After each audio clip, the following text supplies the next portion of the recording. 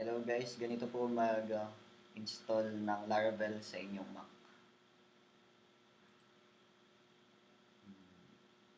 First, you need the Composer.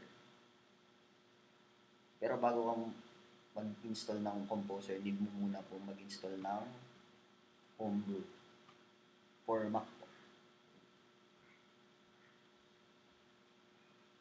Then pag naka-install na po kayo ng Homebrew, then magpo-proceed na po tayo sa may Composer.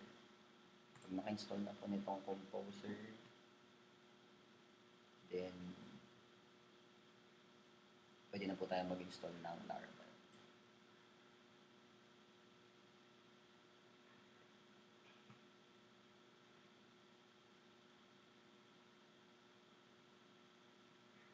Yan po, yung Composer. Dahil naka-install na po ako, mag-proceed na po tayo sa pag-install ng Laravel. Open po natin yung terminal. Then,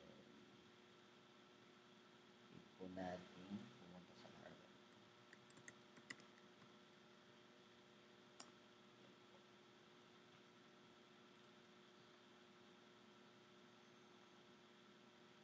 Then, copy lang po natin itong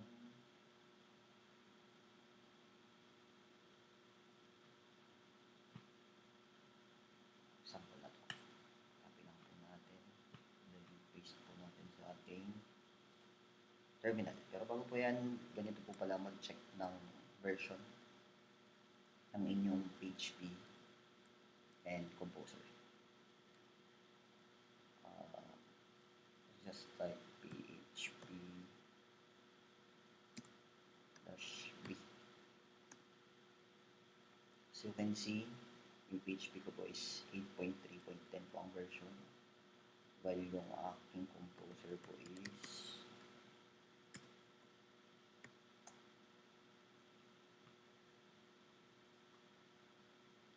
2.7.8 po. Magpo-proceed na po tayo sa pag-install ng Laravel.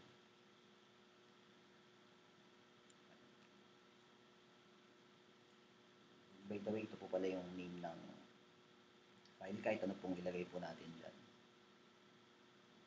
Mag-add lang po ako ng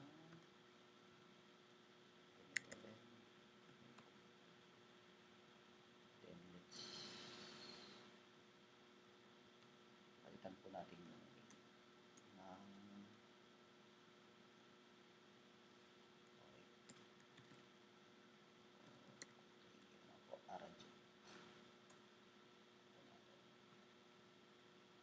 then nag-install na po yan.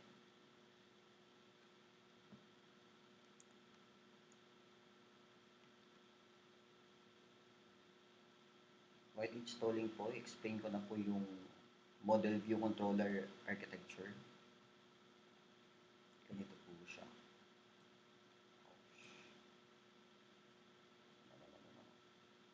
Yan po siya. Model. Maintain the data and behavior of an application. Para naman po sa may view, the UI or the user interface logic that represents, displays the data or model. The controller, the logic that links the model to the view and external inputs, or take user input, manipulate the model, and causes the view to update. Yan po yung explanation. MVC. Then, babalik na po tayo sa ating terminal.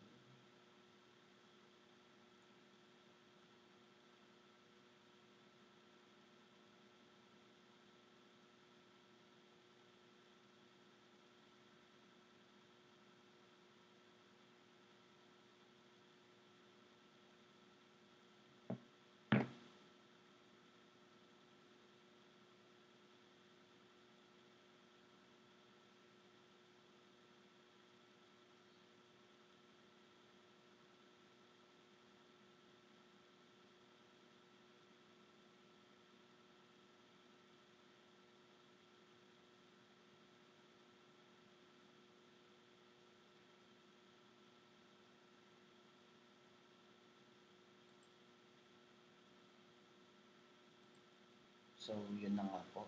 Tapos na po yung installation. Tignan natin lang po natin yung file sa ating applications. Sa htdocs. Ito po siya. Drag and drop lang po. Drop lang po natin din sa baba. Sa ating Visual Studio Code.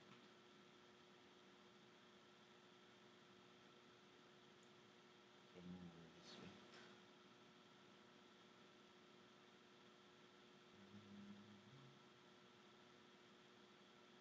Then ito na po siya. Then open po natin yung ating terminal.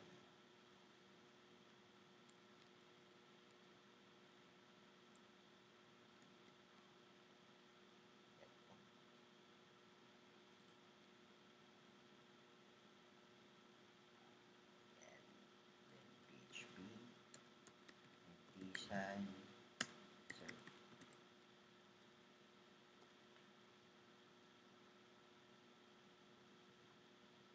Yan po. Then punta lang po tayo sa server.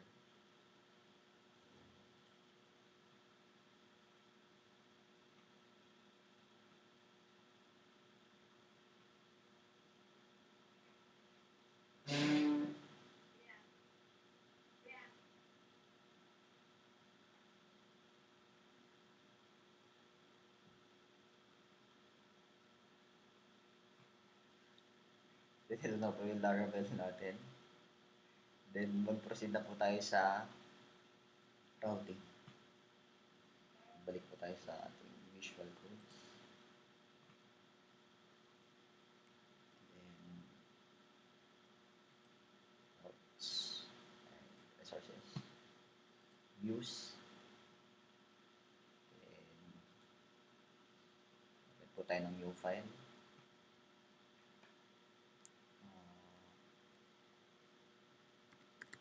Example PHP. Okay. Then tayo ng code niya.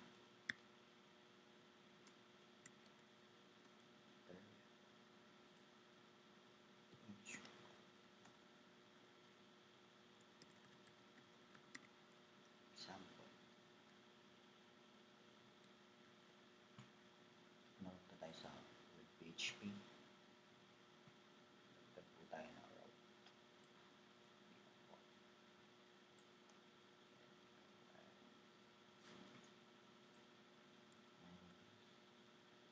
Then palitan lang po natin ito ng example.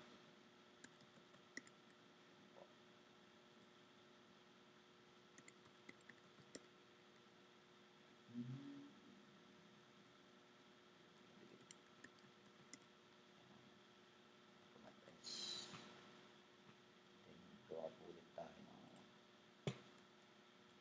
bago terminal, PHP, design,